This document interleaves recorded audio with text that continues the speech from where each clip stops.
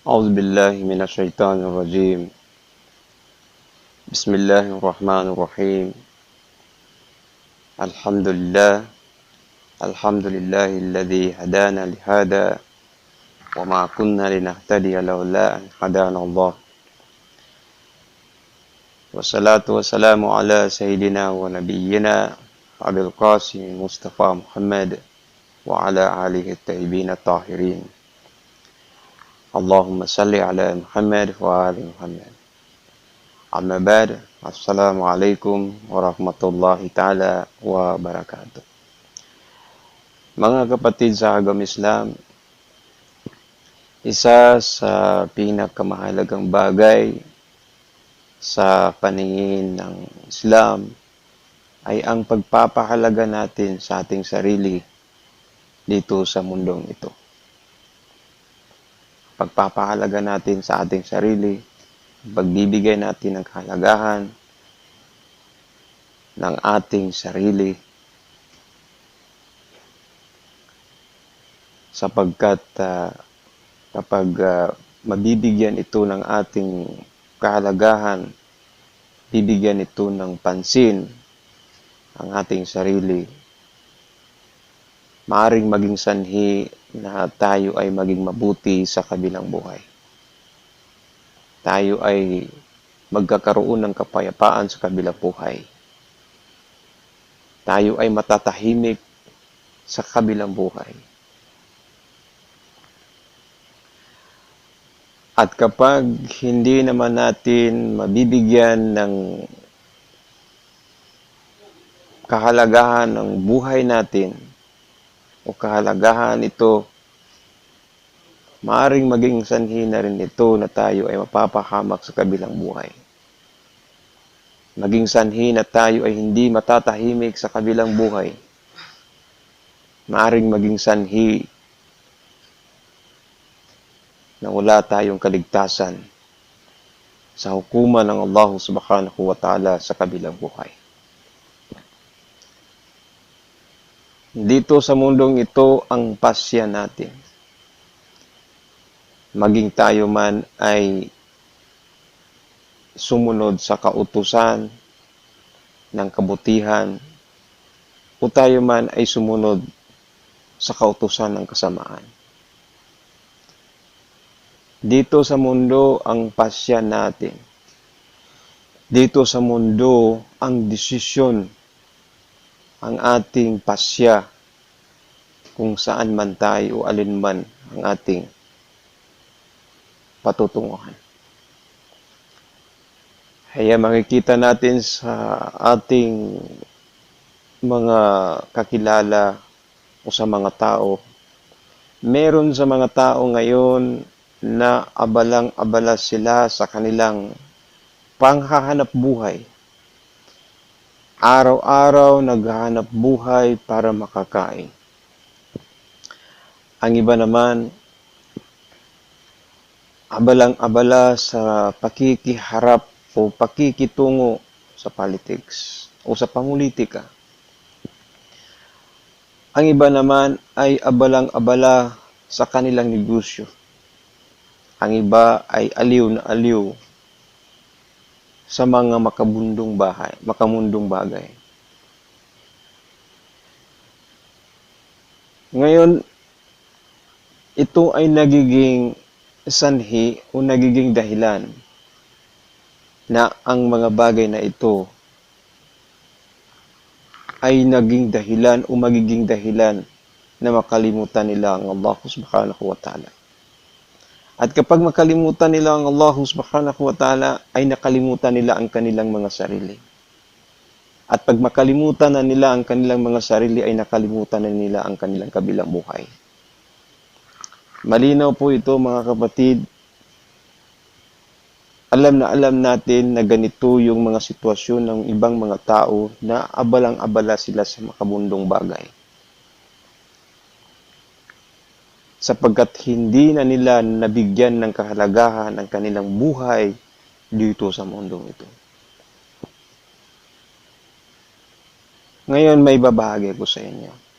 Ito ay hadith ng Propeta Muhammad sallallahu alaihi wa alihi wasallam ang kapayapaan ay sumasa kanya at sa kanyang pamilya tungkol sa kanyang advice kay Abadar o di kaya si Abu Dhar na siya ay isa sa mga magigiting na sahaba ng Propeta Muhammad sallallahu alaihi wa alihi na ang sabi ng Rasulullah, Ya Abadar, ightanim khamsan qabla khamsin.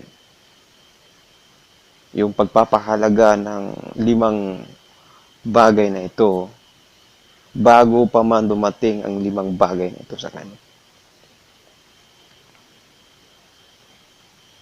Ang pagpapahalaga sa 5 bagay na ito o 5 na ito bago dumating sa kanya. Ang 5 bagay niya. Ano yun? Sabi ng Rasulullah, sababaka kabla harmika. Yung kabataan bago dumating ang iyong katandaan.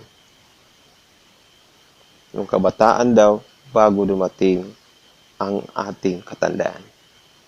Kumbaga sinabi ng Rasulullah sallallahu alaihi wasallam kay Abu Dhar, nagre-represent ito para sa lahat ng mga kabataan ngayon.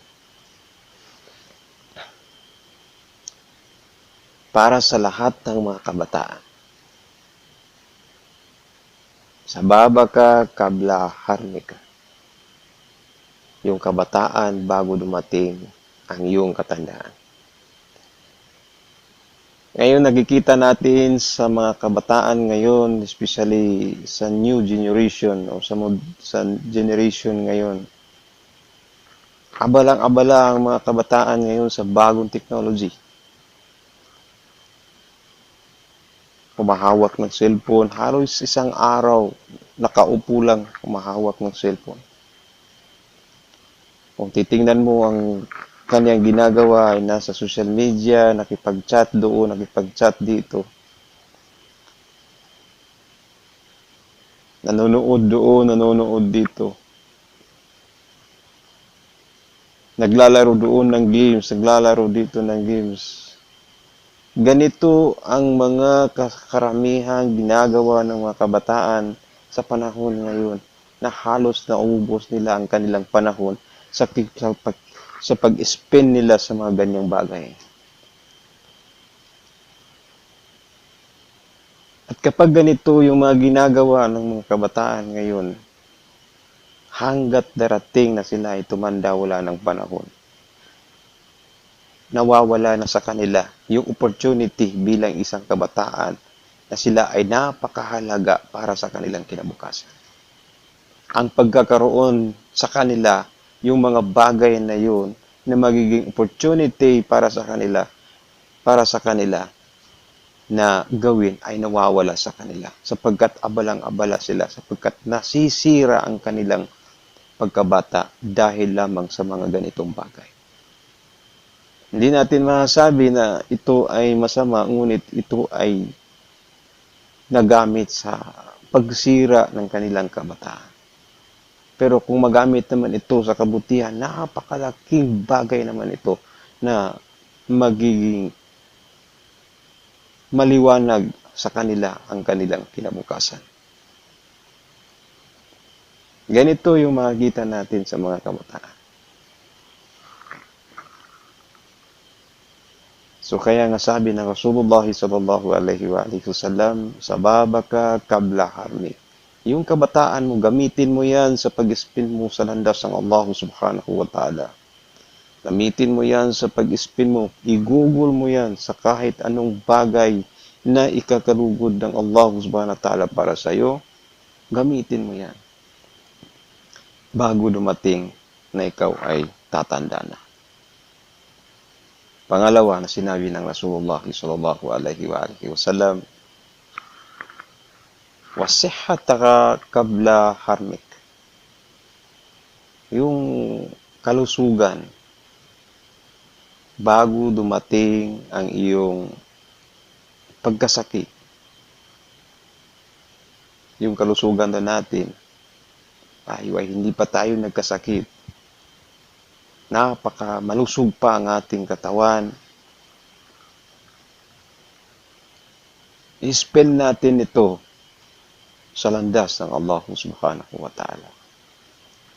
I-spend natin ito sa landas ng Allah subhanahu wa ta'ala na ikakabuti para sa lahat. Ikakabuti natin sa ating sarili, sa kabilang buhay.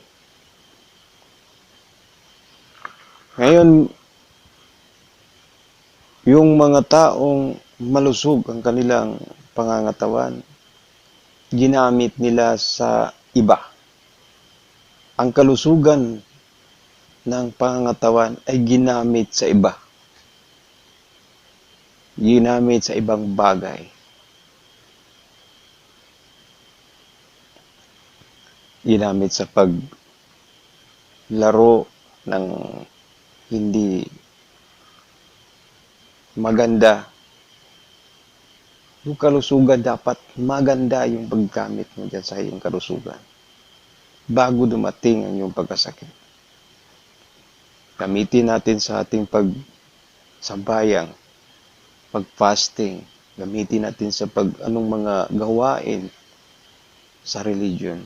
Gamitin natin itong kalusugan natin. Kasi ang tao, pag malusog, darating talaga yan na magkasakit talaga ang tao. Darating na hihina ang kanyang katawan. Darating na wala nang lakas. Wala na dyan yung kalakasan ng kanyang pangangatawan. Kaya sabi ng Rasulullah, "Wasihhataka qabla harmik. Wasihhataka qabla sakmik." Yung katandaan mo. Pangatlo na sinabi ng Rasulullah kay Abu Dhar, "Waginaka qabla fakrik." Minsan, meron tayong kayamanan. Yung kayamanan natin, dami nating pera sa bangko, dami nating lupain, dami nating mga pundo na meron tayo na ipinagkaloob ng Allah subhanahu wa ta'ala sa atin. Hindi natin alam na ito ay binigay sa'yo, ipinahiram sa'yo na para isubok naman ito sa'yo. Subukan ka kung ano o paano mo ito gagawin. Gamitin mo ba ito sa kasamaan o di kaya gamitin mo ito sa kabutihan? Kung gamitin mo man ito sa kasamaan, maaaring ganito yung mangyayari. Mangyayari niya ay ipagawa. Kung meron kang lupain, maaaring gawin ito para sa mga illegal na mga gawain.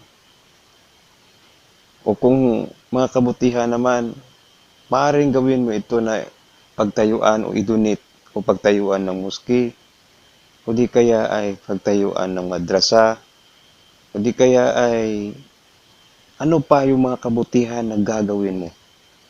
Pwede mong i-share yung biyaya na pinagkaloob sa Allah, pinagkaloob ng Allah subhanahu wa ta'ala sa iyo. Tulad ng sinabi ng Allah ta'ala sa Suratul Baqarah, "Wama anzalnahum yunfikun." Kung ano man ang ibinigay ng Allah subhanahu wa ta'ala, ibinaba sa Kanya, siya naman ay ini-spend niya ito. Iginugol niya ito sa serbisyo, inilaan niya ito sa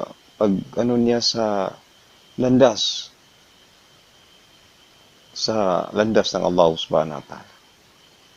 Ngayon, pag hindi na siya dumating na sa kanya yung pagkapakir, yung kahirapan, meron din sa mga tao na pag magsabi sila, panahon na sila ay naghihirap, o panahon na sila ay mahirap, Ang sasabihin nila, kung mayaman lang ako, hindi ganito yung movement natin.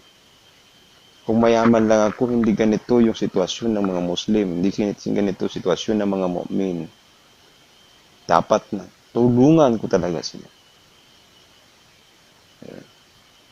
Pero nung panahon na siya ay mayaman, nasaan itong mga sinasabi niya?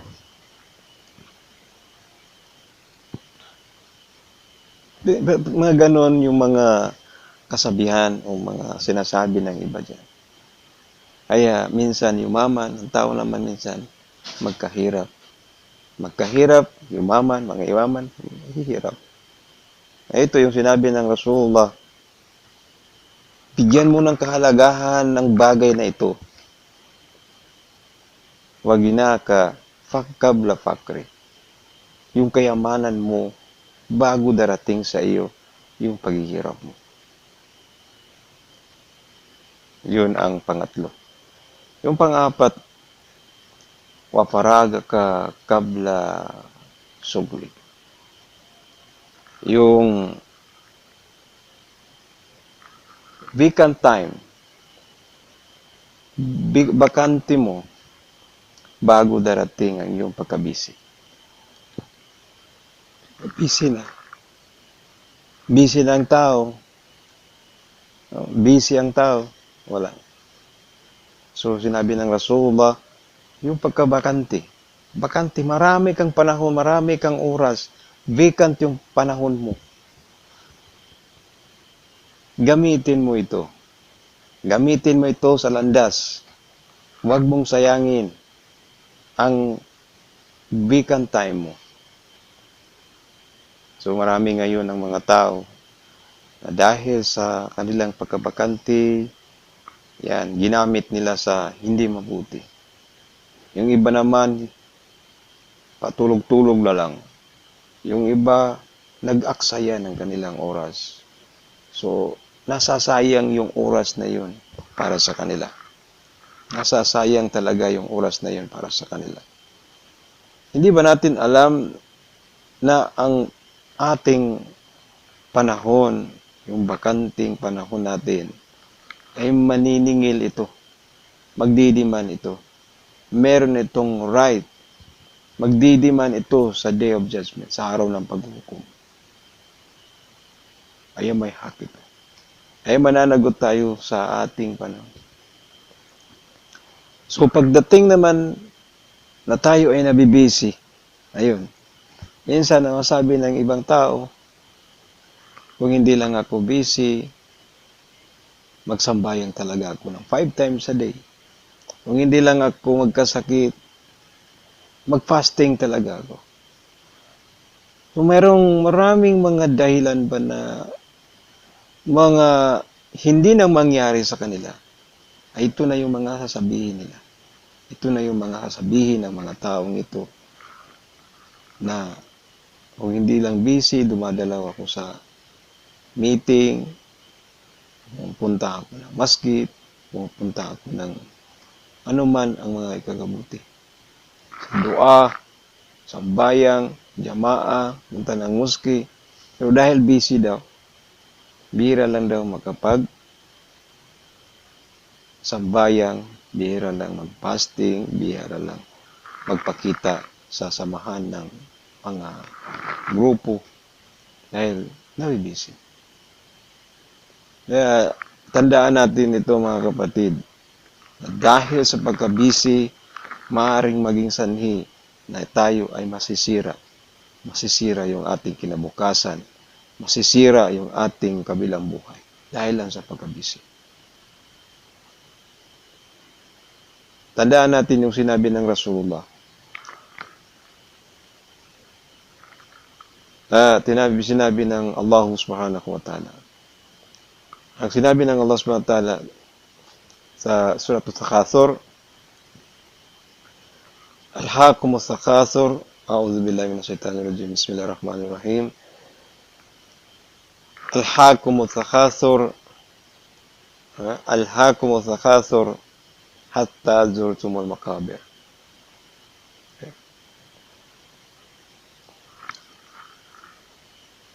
Mag-aabala talaga sa inyo ang inyong kayamanan. Mag-aabala talaga sa inyo ang inyong pagkaabisi. Alhaakumus takasur hatta zurtumul maqabir. Hanggat dumalaw na kayo sa libingan. Zurtumul maqabir. Madalaw na ninyo yung libingan. Ibig sabihin, hanggat sa ating pagkamatay. At yun, madalaw na natin yung ating libingan. Bakit sinabi doon na libingan? Pagdalaw, dodalaw, visitor, visit lang sa libingan. Kasi hindi naman tayo magtatagal dyan sa ating libingan. Mula barzakh, nag-i-start ang ating kamatayan. Yan ay tinatawag na barzakh. At hanggat kailan yung tinatawag natin na barzakh, pagdating na sa bago magkiyamat. So yan ang panahon ng barzakh. After the death and before the day of judgment. Yan yung ng barzakh. Yan. So, yan, babangon tayo. At kukuman na tayo kung saan tayo manirahan ng walang katapusan. Sa day of judgment, sa paradise, sa surga, or sa hellfire. Kung doon man tayo sa hellfire, manirahan na tayo doon ng walang katapusan.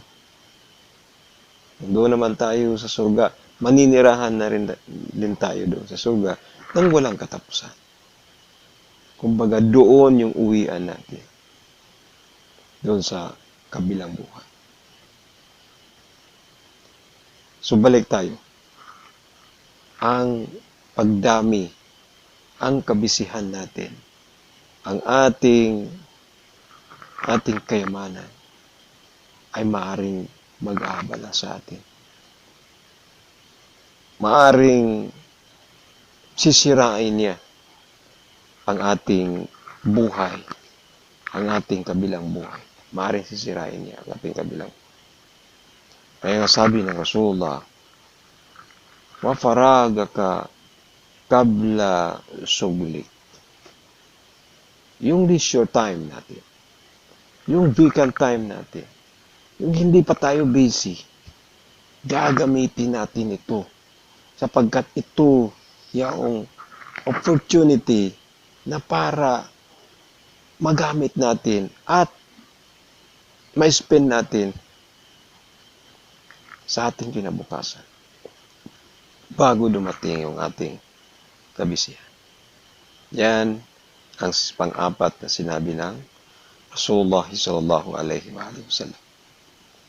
Yung panglima na sinabi ng Rasulullah, ito ay panghuli. Wahayataka kabla mautik. Yung buhay natin, yung buhay mo, sabi niya kay Abu Dhar, yung buhay mo, pahalagahan mo yan. Pahahalagahan mo, bigyan mo ng value yung buhay mo dito sa mundong ito bago dumating ang iyong kamatayan. Nakikita natin ngayon sa ating may mga tao, ang dami sa mga tauhan. Sinayang nila yung buhay nila. Hanap buhay doon para lang kumain. Parang ganun. Naghahanap buhay para kumain. Kain lang. Yung iba naman, kumain para mabuhay. So magkaiba yung dalawa. Maghanap buhay para kumain. Yung iba naman, kumain para mabuhay. So, yung iba, abalang-abala sa makamundong bagay. Andun nagsusugal, andun naglalaro ng manok, andun, yung mga kabisihan dito sa mundong ito. Yung mga gawain dito sa mundong ito na nakakalimutan na yung Allah subhanahu wa ta'ala, yung lumikha sa kanya at saka sa kabilang buhay. Yung sarili na nakalimutan na niya. Ganito ang sinabi ng papahalagahan mo. Yung buhay mo, nabuhay ka pa bago dumating ang iyong kamatayan. O ngayon, matay na. May panahon pa bang magbago ang tao? May panahon pa bang magsamba sa Allah subhanahu wa ta'ala? May panahon pa bang magtaubat sa Allah subhanahu wa ta'ala? Maghingi ng kapatawaran sa Allah subhanahu wa ta'ala? Gumawa ng maraming mabuting gawain para magkaroon ng reward. Pagpatay ng tao, wala nang panahon. Alam ba natin kailan magbago ang tao? Alam mo, bago makita ng taong mamamatay si Malakal Maut, maaari pa itong magbago sa Allah subhanahu wa ta'ala. Maaari pa siyang magtaubat sa Allah subhanahu wa ta'ala. Kahit minutes na lang o seconds na lang, basta hindi pa niya makita yung angel of death, itong Malakal Maut. Itong Malakal Maut, bago niya makita, pwede pa ito magbago sa Allah subhanahu wa ta'ala. Pero pag nakita na niya si Malakal Maut na darating na sa kanya para kukunin yung kanyang kaluluwa, malayo pa lang, pag nakikita na niya si Malakal Maut, wala nang panahon na siya ay magbago. At hindi na ito tatanggapin ng Allah subhanahu wa ta'ala. Nangyari na ito kay Firaun. Ang daming mga tao na ganyan yung pangyayari. Basta nakita na nila yung tao, nakita na yung angel of death, yung Malakal Maut, pwede na hindi natanggapin ng Allah Ta'ala ang kanilang pagbabago. Kaya nga sabi ng Allah, sabi ng Rasulullah sallallahu alaihi wasallam, papahalagahan mo ang buhay mo dito sa mundong ito bago dumating yung iyong kamatayan. Yeah. Kaya, 5, ang pagpapahalaga natin sa 5 ito, bago darating sa atin yung 5. Kasi yung 5 ito, wala na to. Wala nang kabutihan, wala nang maayos na pagdarating na sa atin yung 5 na ito. Marami na ang mawawala dito. Una, pag matanda na tayo. Pag matanda na tayo, marami na talaga yung mawawala dito. Ang daming mawawala dito. Katandaan. Minsan, weak na yung memory natin. Weak na yung pangatawan natin. Marami na tayong sakit. Marami na tayong ang mga binabanggit na lang natin, yung mga experience natin, mga ganun, kahit nakaupo na lang. So, maraming mawawala. So, itong katandaan na to, hindi tulad sa yung pagkabata pa. Yeah. Pangalawa, yung pagkasakit. Pagkasakit. Ikaw ay sakit na. Kasakit ka na. Ang dami na talagang nawawala sa iyo. Nakatuon ka na lang sa iyong sakit kung paano malulunasan yung sakit. Pangatlo, yung pagkamahirap. Ang daming mawawala doon sa iyong pagkahirap. Compare mo sa meron ka talagang kaya. Pag mahirap ka, oo nga, makakatulong ka sa ibang tao. Pero hindi tulad pag meron ka talaga. Kaya nga sabi ng Rasulullah, yung pagka meron sa iyo, yung biyaya na ibinigay sa iyo, yung biyaya na ipinahiram sa iyo, spend mo yun bago darating sa iyo yung kahirapan. So, mas maganda yung meron ka kaysa wala ka. Yun. Maraming wala talaga dyan. yung kahirapan. Yung pang-apat, siyempre, pag busy ka na, maraming wala dyan. Minsan nga, pag wala yan, minsan nga, ito pa ang sisira sa atin. Itong panglima, yung patay. Pag patay ka na, wala na. Ang gagawin mo na lang, isipin mo na lang yung anong yung nagawa mo sa dunya. Masama ba yun? Mabuti. Kung mabuti naman, ilan ba ang nagawa kong kabutihan? Na ito marireceive mo na reward. Ilan ba yung nagagawa kong masama? Pag masama, ganito yung punishment niya para sa akin. Ang iniisip mo na lang kung ano yung ang gagawin mo na lang, ang pag-count.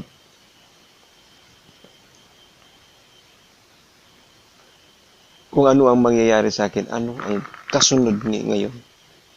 Yun na lang. Kasi ang kalagayan mo sa kabilang buhay ay epekto ng ginagawa mo sa mundo. Yun. Ito yung lima. Ito yung lima. Kailangan ang lima na to bago darating yung lima. Yung lima na to, ito yung opportunity na dapat natin unahin. Dapat natin pahalagahan yung lima na to. Hindi ito. Dapat ito yung dapat natin para. Mga kapatid sa agama Islam, hindi na ako magtatagal sa aking pagsasalita dito. Sana ang aking ibinahagi sa inyo, kahit kunting ibinahagi ko sa inyo, sana magiging gabay rin sa atin, hindi lang kayo, kundi magiging gabay din sa akin. Sana ang sinabi ng Rasulullah sallallahu alaihi wa sallam. Idua natin sa Allah subhanahu wa ta'ala na sana tayo ay patnubayan at iligtas tayo sa kabilang buhay. Ligtas tayo sa kapamakan sa kabilang buhay. Hingin natin sa Allah subhanahu wa ta'ala ang kabutihan natin dito sa mundo at kabutihan sa kabilang buhay at ililigtas tayo sa kapamakan sa apoy. Rabbana atina fid dunya hasana wa fil akhirati hasana wa qina adhaban nar. Walhamdulillahi rabbil alamin. Wa sallallahu ala sayyidina Muhammad wa alihi tahirin.